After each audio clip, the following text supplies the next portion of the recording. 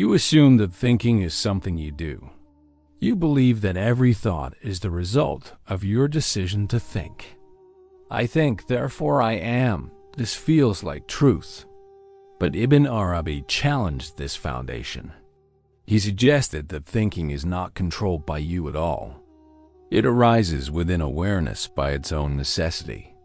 The I that claims to think is itself a thought, a movement within consciousness, not its source. In his view, thought happens the same way existence happens, spontaneously, without personal authorship. You are not the origin of thinking, but the space in which it occurs. Thought does not obey you. It forms you. If thinking happens by itself, who exactly is the you that claims to be in charge of it? Ibn Arabi lived in the 12th and 13th centuries, a period of deep tension between reason and revelation. Philosophers like Avicenna built systems of rational certainty, while theologians guarded the idea of a distant, transcendent God.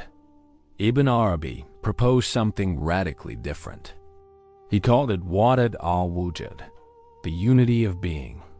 Everything that exists, including the mind and its thoughts, belongs to a single reality.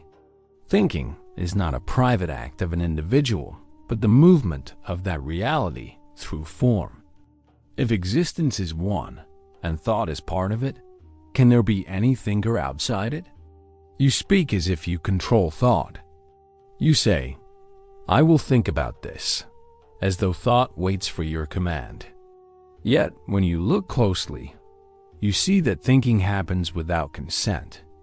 Thoughts appear, shift, and fade by their own rhythm. You cannot decide what your next thought will be. It arises before the decision itself. Ibn Arabi would ask, if thoughts emerge uninvited, how can they belong to you? The idea of ownership is itself another thought, claiming territory after the event. You are not the thinker of thought. You are the witness of its movement. If thought happens on its own, who remains to claim responsibility? For Ibn Arabi, thought is not a private creation. It is a movement of being through awareness. Existence expresses itself in many forms, as matter, life, and consciousness. Thinking is one of those expressions. The mind is not a producer, but an instrument through which being translates itself into understanding. When a thought arises, it is not generated by a personal self. It is being articulating itself through the human form.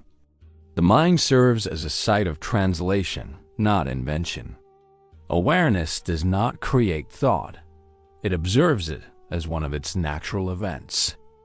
If every thought belongs to being, who can stand apart to claim authorship?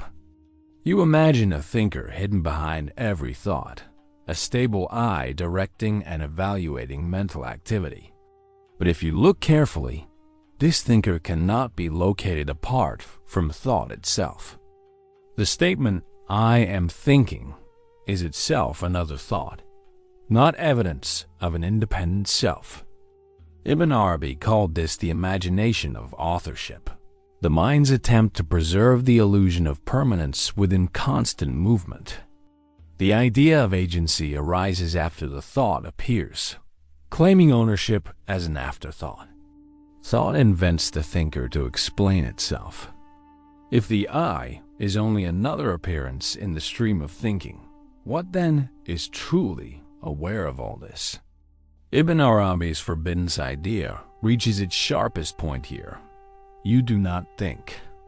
Thinking thinks you. Thought produces the sense of I, not the other way around. It constructs identity through repetition and memory, creating the illusion of continuity. The self is not the source of thought, but its product, a pattern formed to stabilize experience. You are the point where thought becomes conscious of itself.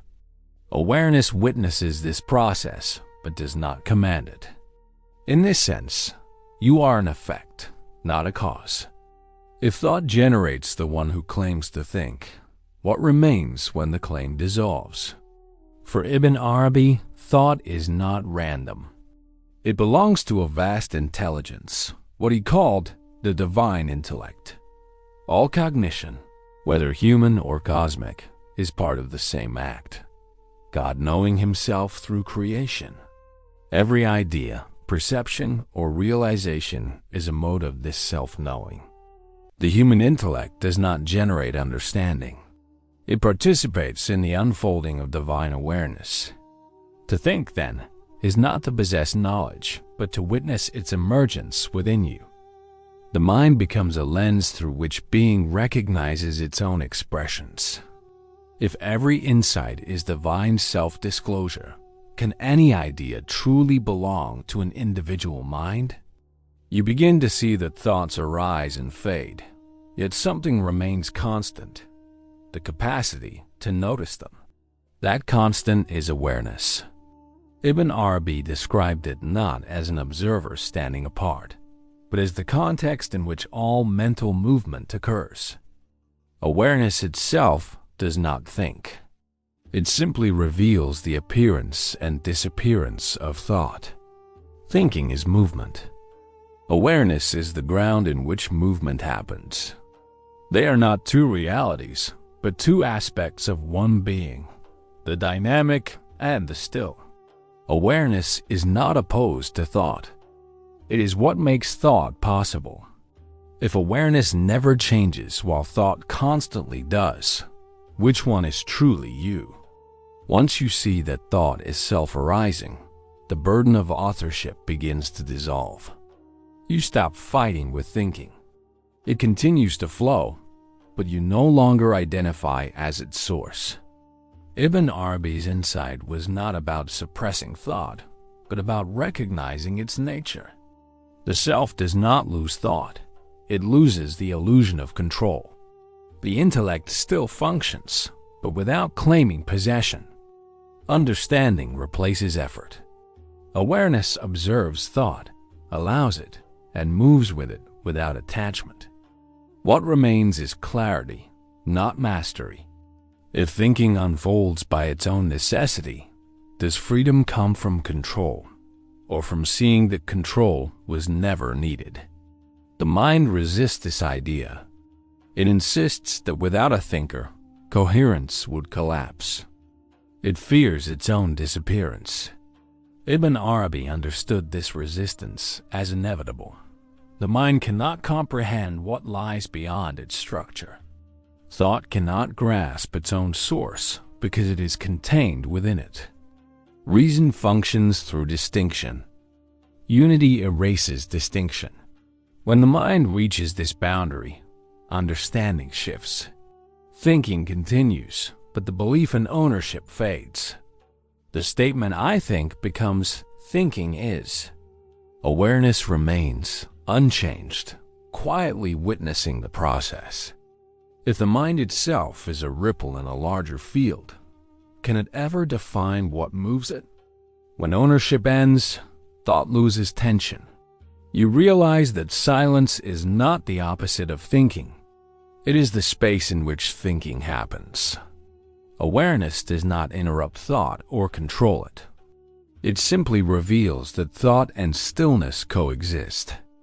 Ibn Arabi called this ilm al-hudark, knowledge through presence. In this recognition, thought is no longer a problem to solve, but a function of existence. You are not the thinker, nor even the observer. You are the field in which both appear.